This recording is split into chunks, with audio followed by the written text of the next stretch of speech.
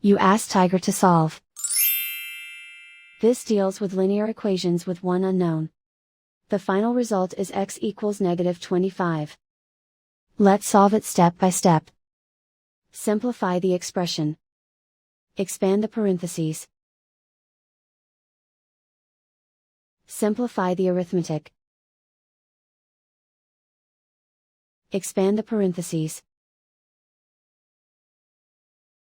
Group like terms.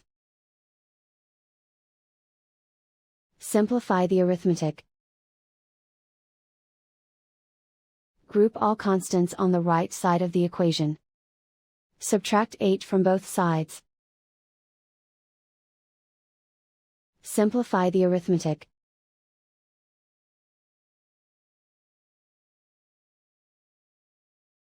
Isolate the x. Divide both sides by -2. Cancel out the negatives.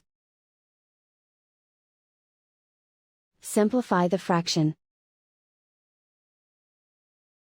Move the negative sign from the denominator to the numerator. Find the greatest common factor of the numerator and denominator. Factor out and cancel the greatest common factor. And so the final result is x equals -25.